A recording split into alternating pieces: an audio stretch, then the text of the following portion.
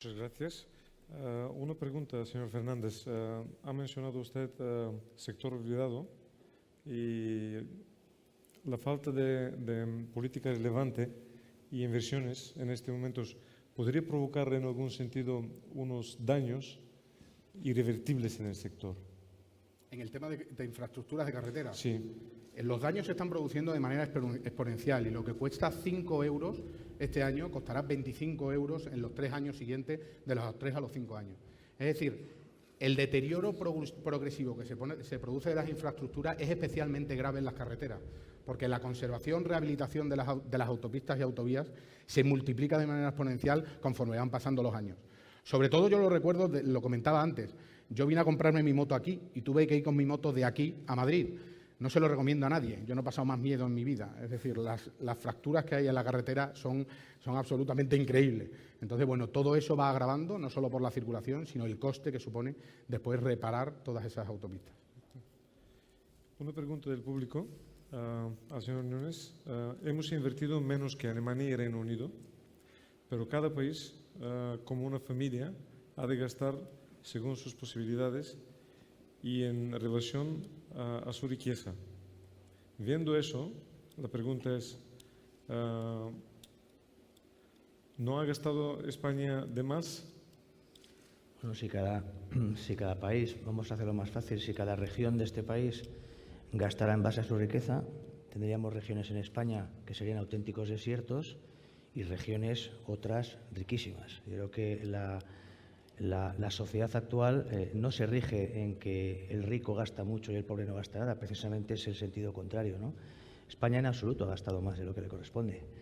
No tenemos la culpa de vivir en un país muy grande, con muchas ciudades, porque este es un país que, si nos remontamos 500 años atrás, es la suma de varios países, de varias regiones.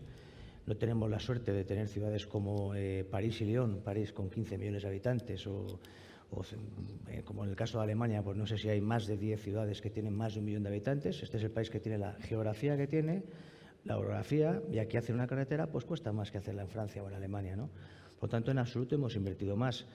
Hay precisamente en los gobiernos, no voy a darme demasiados datos, quien comparte ese criterio.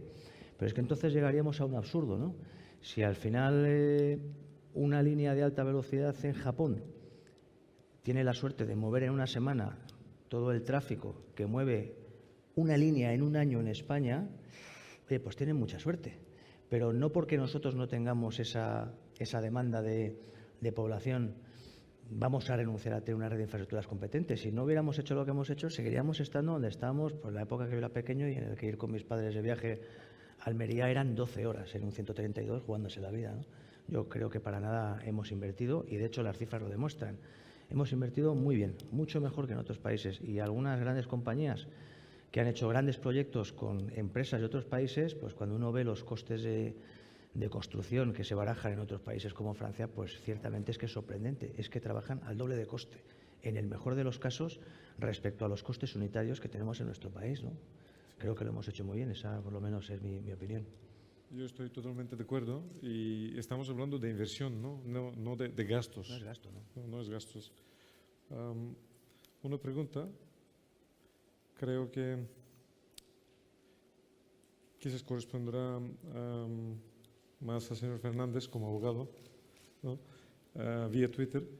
¿Se cumplirá la ley de morosidad? Sí se cumplirá la ley de morosidad. El problema es que quien primero tiene que cumplir son las administraciones públicas. Lo que siempre hemos dicho es que las administraciones públicas deben cumplir y que el flujo de liquidez que venga de las administraciones públicas permeabilice hacia todos los agentes que se mueven en el sector de la construcción.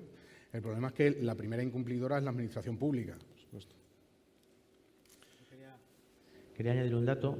En el presupuesto general del Estado de este año, de la parte que tiene Fomento, hay 1.600 millones de euros que son obligaciones pendientes de pago a empresas constructoras y en menor medida, en muy poca medida, a expropiados, que son devengadas, han sido devengadas en ejercicios anteriores. Y estoy hablando del presupuesto de 2014. 1.600 menos 400 y pico creo que hay de expropiaciones, del orden de 1.200 millones de euros de deudas devengadas y no cobradas por empresas constructoras. Así de bien se está cumpliendo. Última pregunta, señor Nunes. ¿Qué hay que hacer para convencer al gobierno a invertir en el sector? ¿Esperar las elecciones? En mi caso, yo creo que el gobierno no va a cambiar el rumbo. Tenemos crecimiento económico, creación de empleo. La situación actual del país hace que, si antes para crear un empleo teníamos que crecer más del 1,5% y ahora con crecimientos del 0,5% creamos empleo, yo no creo que el gobierno vaya a cambiar la política que tiene. No. Para nada.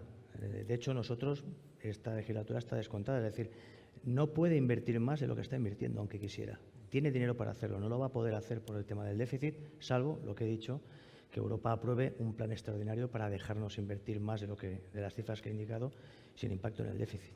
No creo que el gobierno necesariamente para nada vaya a hacer ningún plan de cara a las elecciones. Ni tampoco las elecciones.